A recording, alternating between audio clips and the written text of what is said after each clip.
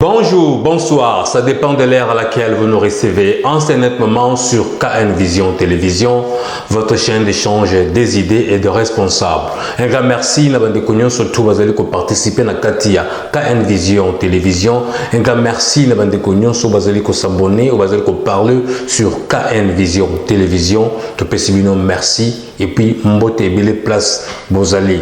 Plateforme est au en Arabie sur le Congolais, Yango, le seul et unique chaîne oyo atiki batu baloba oyo atiki batu exprimer na ba appel te mais à partir ba audio na bino na ba texte na bino tozali komona bolingo oyo ba congolais bazanango pour na patrie na bango oyo nyonso mutu abomba na mutema na kati ya KN Vision mutu aza libre ya koloba utindi audio na yo pas plus de 4 minutes maximum 5 minutes na koyeba koleksango soki na moni makambo zo koloba eza vraiment intéressant et ça vraiment oyo ba congolais bazana posa bayoka tokoyeba kolekisa yango un grand merci na ba ndeko nyonso surtout o ba oteko tinda ba audio na bango na émission de oteko sala to pesibino merci. Le tozali mercredi le 30 septembre 2020 fin du mois lobby tozali le premier ezali mois d'octobre et koyeba kobanda.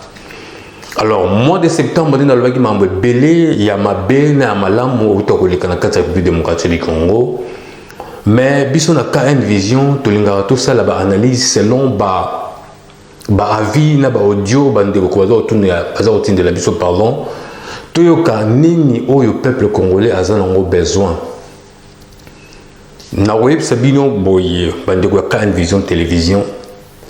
L'émission auto lingato sala les autres ali mercredi auto sala vendredi na bandeko baza Hollande biso na temps ou na minute ou partout bozali bokanga déjà sujet ya émission oyo to sala vendredi na ina pesa ngo lelo pour bino surtout bolanda émission to sala vendredi na lingi to lobela parce que na yo ki to biso nyos ba kotsa biso na ba groupe ya ba WhatsApp belé tellement na appel na ngo loba na groupe wana te mais na lingi na yo ki ba bazo se débattre bazo de sala ba débat na lingi pe biso to yoka na kata KN Vision Télévision bande comme chose que ba yoka différence ndi bato bazo ko loba lelo yango lo to lobela mais vendredi pardon. Bandeko, il y a KN Vision Télévision. Notre pays, la République démocratique du Congo, est-il agressé, et le Kaliboso, occupé, infiltré, agressé, infiltré, occupé, topé ça ba différence ba bloc on a mis ça tout na émission on a possiblement 5 minutes na mutumoko s'il vous plaît na possiblement 5 minutes pour mutunyo surtout azala na temps ya koloba différence ya bloc on a bazoko lobela lelo que Congo est agressé Congo est allé occupé Congo est allé agressé occupé infiltré biloko wana nyonso toyeba kolobela yango comme ça les missions oyo koyeba kolanda tokolinga toyeba na ba réponse bokoyeba kopesa biso tokolinga toyeba qu'est-ce que nous devons faire pour tout si ça biloko wana ya agression ya infiltré na occupation biloko wana merci bokangi s'il vous plaît bande KN Vision émission to sala vendredi yango déjà to pesa sujet lelo. Donc vous allez déjà prêt au tin d'abord audio nabino pour que tant au saboti na moi avant tellement nabi que belé pour te bagner to la sélection. Alors les lots baki to zali mercredi le 30 septembre 2020 fait un mois. To yeto lobele la sujet o moko to ka on pe na ba discours ya bande comme susu. Que état unitaire aux République démocratique du Congo tellement ils allaient ko simbate na makambo tout oyo ya mabeni malamu zali ko lekana kati mboka na biso ce mieux que pays na biso comme état fédéral prochainement point d'interrogation de Balobak. Alors, Nathan Oyo, Tozan, la République démocratique du Congo, est-ce que Tozan a besoin que la République démocratique du Congo est comme un État fédéral? Et ça va quelque chose comme tout. La République démocratique du Congo, État unitaire ou État fédéral? Toujours que audio ba vie ba tout ba ka mutu moko na moko eba kopesa oyo ya ye nini oyo biso tozali koloba. Alors pour tout banda émission ya lelo ngalingi toyoka papa na biso Mbingazo. Papa Mbingazo moi mikolo ebele na moni obwakisi famille papa Mbingazo. Papa Mbingazo en Allemagne moko ya kati ya libota ya KN Vision Télévision. Papa na pesi mbote place aux na libota mobimba. Toyoka avis ya papa Mbingazo ndenga otikoloba na idée na ye République démocratique du Congo État unitaire ou État fédéral. Papa Mbingazo alobini toyoka ye ndeko banso aka télévision ndote ndeko kili bangu makanisi ya pote Congo koma État fédéral eza mabe te eza mabe te kasi nde esengeli kolimbolela bato ezali mpenza koteya population mobimba kelasi mpenza bateya yango na eteyelo basalaka mpe discours kotangisa bato eloko nini babengi fédéralisme ezali mabe te awa na putu epai nazali awa na Allemagne tozali na État fédéral Allemagne eza na 16 État toza na État zomi na motoba kasi chaque État azali na loi na ye mpe kasi eza na loi fédérale oyo etali Allemagne mobimba ezali oyo nyonso ezali na Berlin omoni État fédéral ezali malamu mpona décentralisation mpe soki tokamati kaka ya Congo ezali tete nyonso euta kaka Kisasa eza mabe eza mabe omoni fédéralisme ezali eloko oyo nde kosalaka te mboka ekende liboso kasi esengi peuple congolais asosola elingi koloba nini bakanisa tete fédéralisme ezali nde balkanisation to moto na moto akofanda na kati ya région na ye bongo asala c'est faux na kati ya fédéralisme Katange akokende akosala Équateur moto Équateur mpe akosala Katanga moto Équateur akosala Kivu nazoba Kivu ya monene na Ozaïre moto ya Ozaïre akosala Katanga akosala Bakongo moto ya Bakongo akosala Kasai moto ya Kasai akende Équateur to na Katanga to na Kivu pa nyonso bakotinda ye ezali bongo fédéralisme ezali tete o fédéralisme ezali régionaliste te ezali régionalisme te fédéralisme ezali régionalisme te ezali nde esalaka force ya mboka omoni fédéralisme bino baso boza na se ya bendele moko sous une seule couleur nationale ezali nde bongo bato basosola ngo mabe te eza eloko moko kitoko kasi na ka ya Congo batangisa yango bato même ata mbula moko mibale kotangisa yango bato ezala lokola nini oyo na ntango butu biloko banobenga ngo nini oyo mobilisation et propagande mopape wana bakomisa yango lokola mopape kotangisa nde jalelo ya kotangisa bato basosola eloko babiangi fédéralisme po yo zali na libenge ofandi na libenge ofandi na Gemena ofandi na bako na nini na Matadi ofandi to na Likasi to na Shinkolobo ofandi na Isiro to na Kikwiti sikoyo olingi osala mobembo kende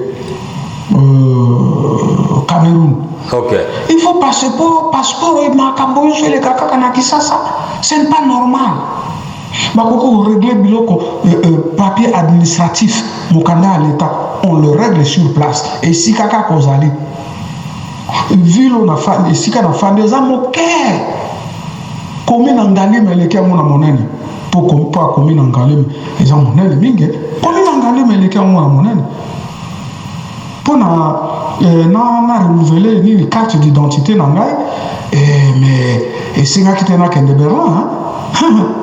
Non, ok, quand tu es en Amérique, c'est fini.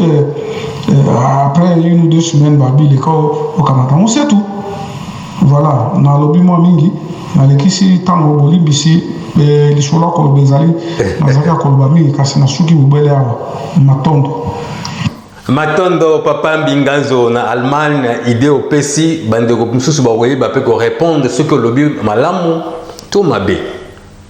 To biso en Afrique du Sud au monde au lingo ça la même carte d'identité n'importe quel document administratif yamboka. Ils étaient qui de Johannesburg. Au sala encore place aux alliés, car la commune aux alliés. Et puis au sala peut me colébelete. Au passeport n'importe quel document administratif yamboka, au sala encore place aux alliés. Mais la République démocratique du Congo, au sala passeport, aux zana idiofa, il faut qu'il y ait Kinshasa. Aux zana Bassan Koussou, aux zana Katakokombe, il faut qu'il y ait Kinshasa. Eza ba idée oyo bato baza kopesa tokoyoka ndenge nini makambo oyo toza nango besoin toyoka ba audio ya bato moko na moko. Totanga nanu note ya texte pardon ya papa na biso Gilbert aux États-Unis a commis en anglais ndenge na biso bino ke moto nyonso fa se sentir libre ya koloba bien au comment oyo aza à l'aise alobi na biso boye. Hey Kelly, my brother, how you doing lately? And I just listened to your audio, and it's midnight here, watching the presidential debate in Congo. Doesn't he have money to do the federal disaster? And the president Tshisekedi must change the political games, and he must put Joseph Kabila in exile, and all these others will stop. And now President Tshisekedi must accept the American government to be a strong man in keeping the rule of the law and let Americans, troops, to be involved, to be in Congo and to stabilize the whole country. And my wife is always against the democracy to black African, and President Tshisekedi is beloved by Americans and the Western countries, and he must stop the religion and be an Aryan man. And President Trump does everything that he wants in this country, and everyone is afraid of him. And now Americans love dictators with the vision of the development of the country, Africa. The lack of education and the poverty in Congo makes the people to do anything bad, and the country was destroyed completely by the former government, and the country has a long way to achieve the development with America. There is a hope.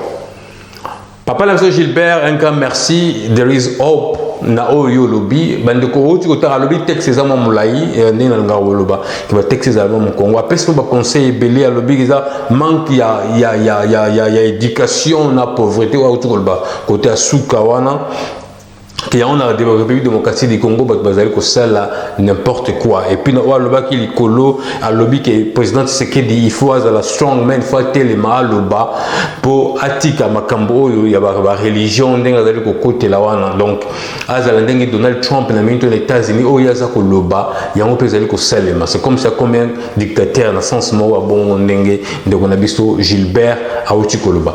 Tozonga la émission autoté ko sala dernièrement, oyo tote kosala lundi. Papa Gilbert, merci mingi. Na oyo outi kotine de la biso comme texte, un grand merci. We are together. Papa Kakuji a outi ko répondre biso nyonso tout na émission tote kosala. Biso nyonso tano ba biso nyonso bandeko nyonso tout ya KN Vision. Toyoka audio oyo Papa Kakuji a outi kotinda na ndenge ayoka ki intervention ya bandeko. Bonjour Kelly, je voudrais répondre à tout le monde, à tous les compatriotes qui sont avec nous sur le forum concernant l'émission précédente. Ok. Kelly, j'étais abasourdi par les commentaires qui ont été faits sur Gédéon Kyungu. On parle de lui couper la tête. Mais combien de têtes seront décapitées? Puisqu'éventuellement tout le monde pense comme lui au Katanga. Donc il faut s'attendre à l'extermination de tous les Katangais. Au Congo, on parle de la démocratie, de l'état de droit. Dans la démocratie, il y a certaines libertés qui sont autorisées. L'article 64 de la Constitution dit quoi? Je pense qu'il autorise à une révolte quand il y a du désordre. Et à Kinshasa, il y a du désordre. Alors c'est au choix des Katangais de revendiquer leurs droits. Ils ont le droit de choisir s'ils veulent être indépendants, s'unir à un État centralisé ou former une fédération. Le Congo est une nation. Quelle est la définition d'une nation? Je pense que c'est une réunion d'hommes habitant un même territoire, une réunion d'hommes disparates. Il y a des intérêts communs représentant des rapports politiques. Alors nous sommes soumis à un contrat. Et si ce contrat n'est pas respecté, on a le droit de les résilier. C'est le divorce que les Katangais demandent. Alors il faut trouver un compromis, trouver un modus vivendi dans la voie pacifique. Si votre femme vous demande le divorce, vous allez vous couper la tête. Cette brutalité doit cesser. Ok. Ainsi, en 1960, les Congolais, les Mobutistes, ont pris des engagements avec les Belges et les Américains pour tuer Lumumba, Polo et Okito. Puisque Mobutu travaillait pour le compte de la CIA et il a eu des injonctions pour éliminer Lumumba. Kasavubu était du compte, je pense. Et Kasavubu a destitué Lumumba et après Mobutu l'a ligoté comme une chèvre, il l'a mis dans l'avion avec Ndaka et ses soldats et on les a brisé les yeux et il est arrivé à Lubumbashi comme un cadavre. Les Belges les attendaient pour aller les manger à Bruxelles. L'herbe a été retrouvée chez un boucher belge. Ensuite, c'était le tour de Tchombe. Et quelques temps après, c'était Kima Mahamba, Anani.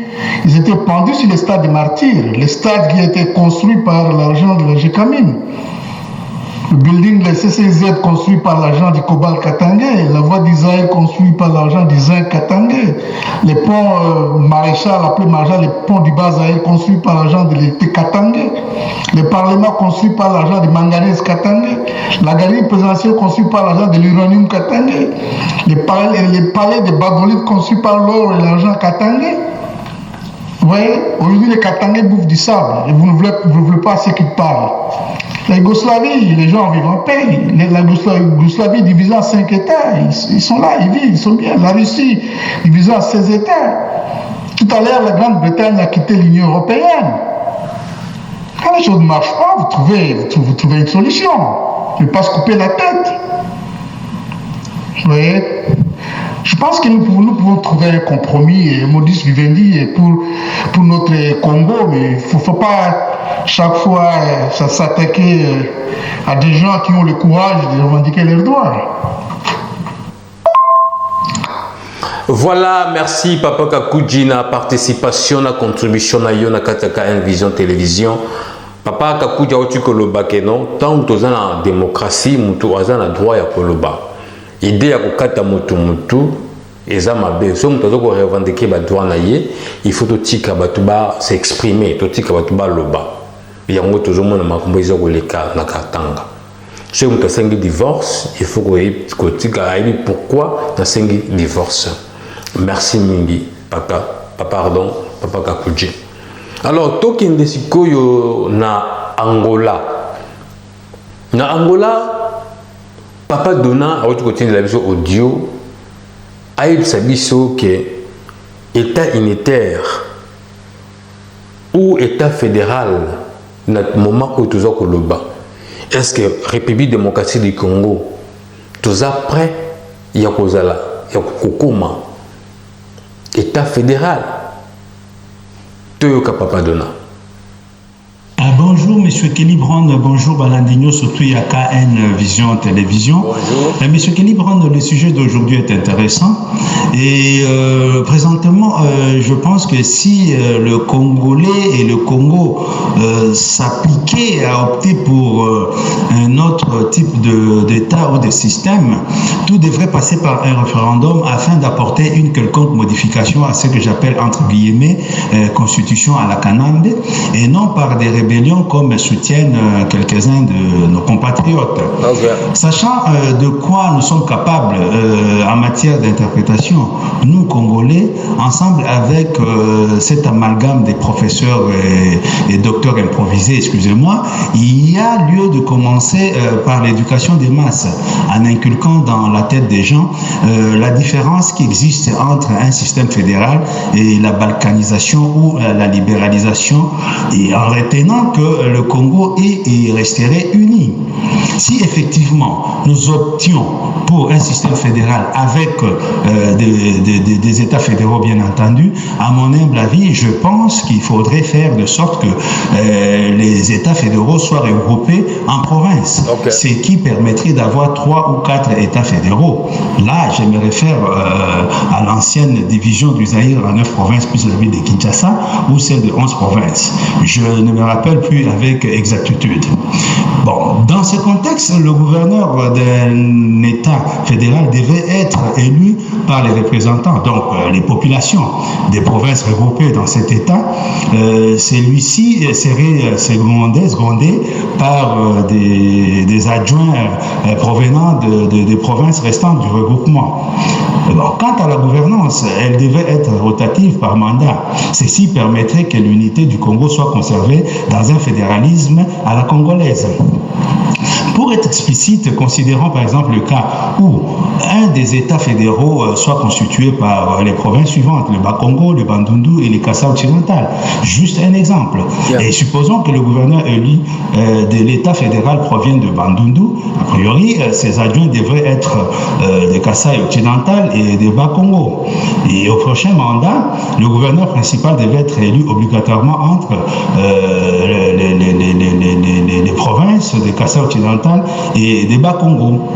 Au cas où le gouverneur élu est de Bas-Congo, les adjoints seraient celui de Kassai et celui de Bandundu, et ainsi de suite. Donc cette rotation devait être respectée, pareil dans d'autres États fédéraux restants.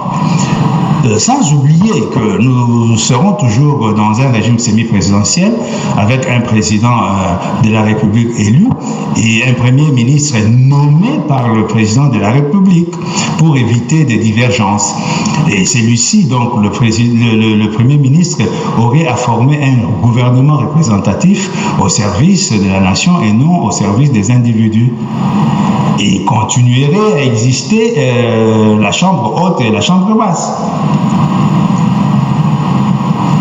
Pour finir, ce que je déplore chez nous, les Africains en général, est que nous sommes incapables de fonctionner sans copier les Occidentaux.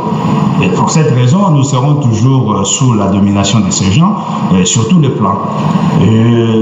En passant, je soutiens Wichi, qui aurait dit à Genève que Félix venait de sauver le Congo, car les Occidentaux et leurs pions des Kanambé prenaient pour l'éclatement du Congo. Et aussi, avec le soi-disant président élu, entre guillemets aussi, les choses seraient pires.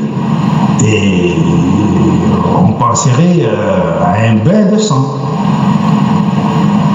Un problème pour nous, nous souffrons d'un sérieux manque de probité morale et intellectuelle, auquel j'ajoute aussi un manque de civisme. Merci.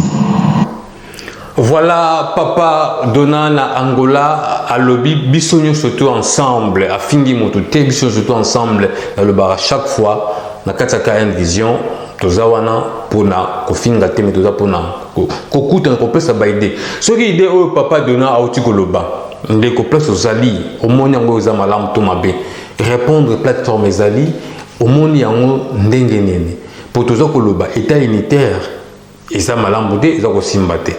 État fédéral, n'est Papa Donana pas lobby, et c'est un peu compliqué pour Nabiso, na minute oyo toza nango na kati ya République démocratique du Congo. Toyoka papa Damien na Portugal.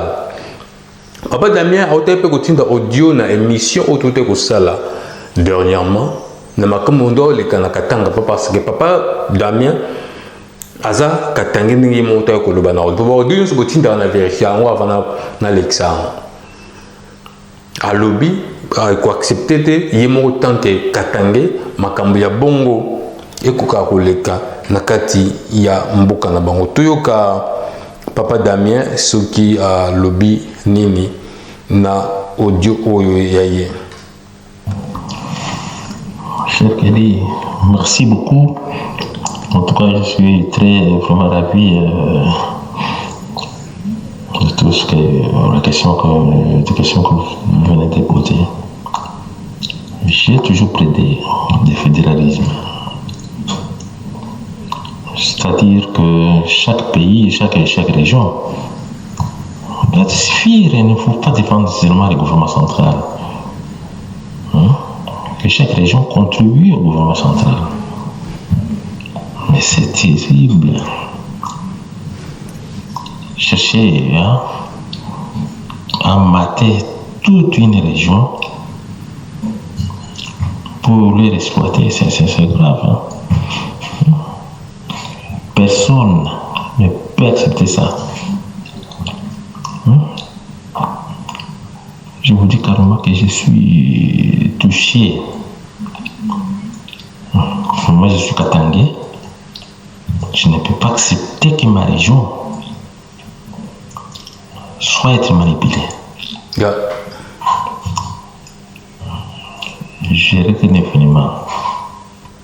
Si le gouvernement ne trouve pas une solution comme ça, c'est grave.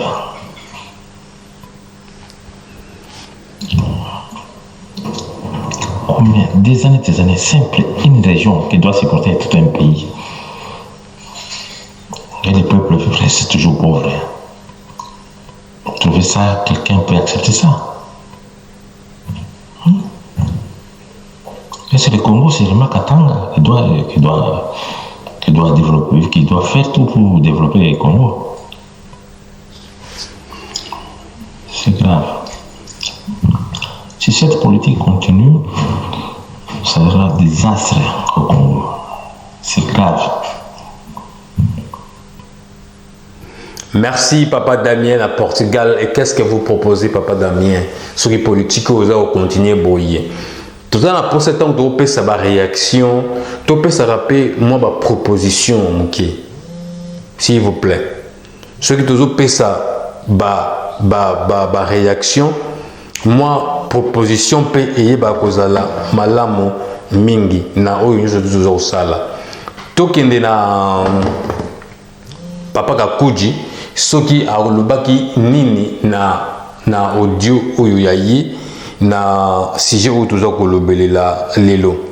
Boye ba kolimbisa bandeko mosusu baza kobenga kaka bongo toyoka Papa Kakuji ndenge ni alobi na sujet oyo toza kolobelela lelo. Bonjour Kelly, bonjour KN Vision et bonjour à tous. Kelly, la convoitise est un péché, un grand péché. Si aujourd'hui le Congo n'est pas fédéral, c'est puisque c'est à cause de Dongolomiso. Des gens qui disent, oh voilà, si nous avons un système fédéral, il y aura tel État et tel État ou telle province qui sera très riche et on va perdre le contrôle sur eux. Le Nigeria a connu une guerre de sécession, une guerre sanglante, il dira 4 ans. Mais après, ils ont trouvé un modus vivendi. Ils ont trouvé un compromis par l'application du fédéralisme. Aujourd'hui, le Nigeria est paisible. Il est le géant de l'Afrique. Il est le pays le plus riche de l'Afrique.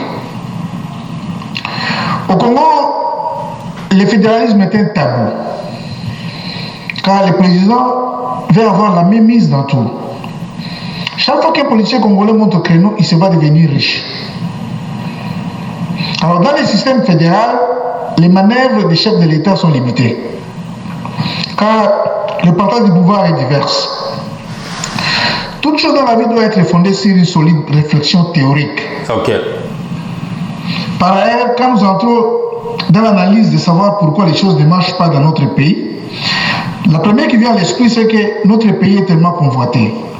Et chaque fois que nous avons un dirigeant compétent, il est vite lynché par les prédateurs, donc par les Occidentaux.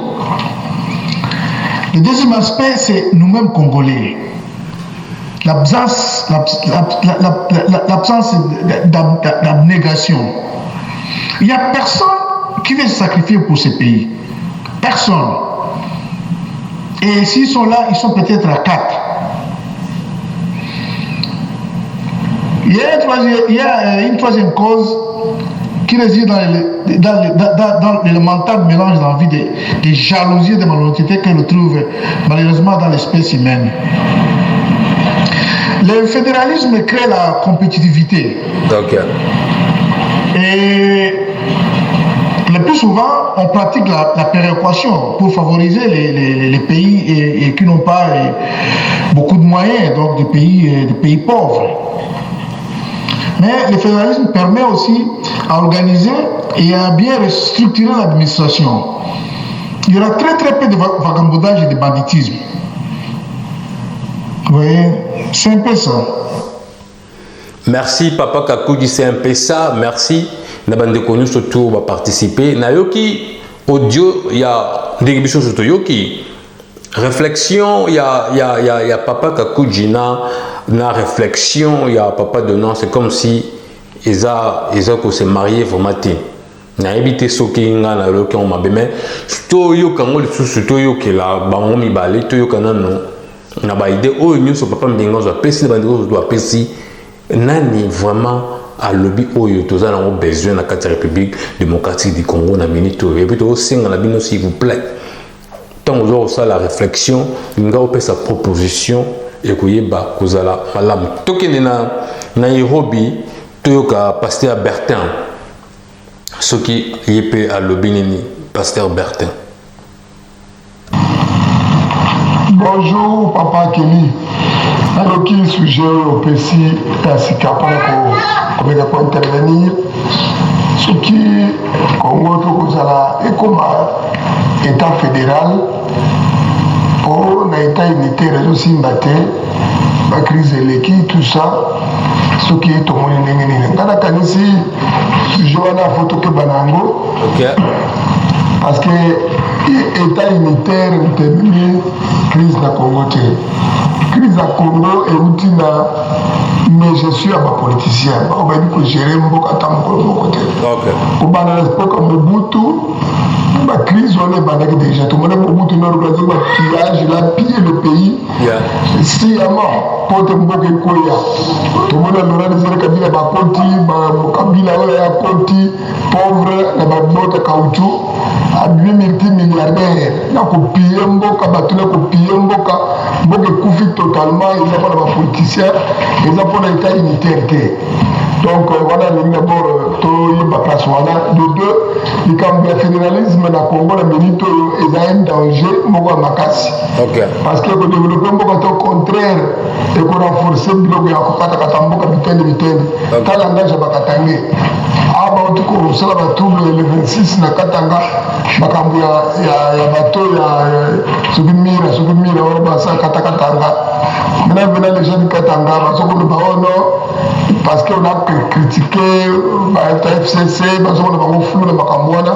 les gens disent que non, parce qu'on critique Biso Bakatangé, bateau Biso Bakiboussière, Biso Bakasaïa, Biso c'est une autonomie, ces gens-là vont créer leur république et moi je pense à ce n'est pas le moment de parler du fédéralisme au Congo parce que tout ça n'a pas problème mosusu bato baza nanu conscience na bango eza normal te ya problème eza totala état unitaire totala moyen nini tokosala totala gestion ya malamu na mboka bakonzi ya malamu basima mboka oyo basala po te crise yango esili donc crise euti na bakonzi ya lelo te crise oyo euti banda mobutu bakabila mpe bakuta bacrise wana bayinde korenforce encore davantage donc crise ya congo eza ya baraison ebele eza bango baunitaire na état unitaire te to état fédéral te donc totikaka mbe toza état unitaire wana babona kutu baprovince ebele ebele baprovince to bakaboli wana batiki ezala ata 9 province ndenge ezaka na kala alors bato bazala wana président banakonomie na gouverneur na bato nyonso wana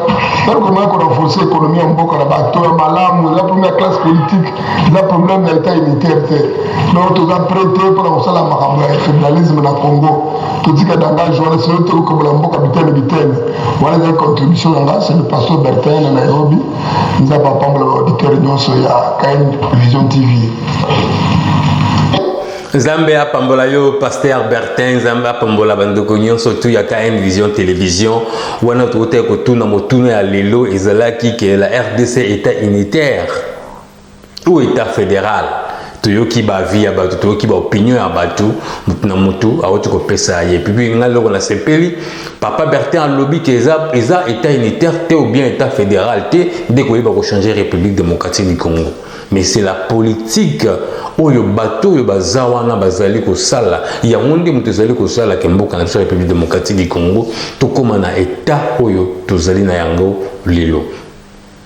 Voilà bandeko ya KN Vision Télévision oyo toyaki mpo topartage toyoka bavi na bino ezalaki yango oyo wana plateforme na bino yango oyo numéro tokosala prochainement nalobaki déjà na début que oyo ayoki korate nalobi ke République démocratique du Congo, ils allaient agresser, ils allaient occuper, ils allaient infiltrer.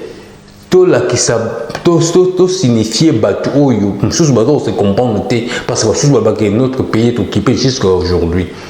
C'est que tout ça la moins éclaircissement dans le bloc on a mis ça tout. On a passé 5 minutes dans mon tout.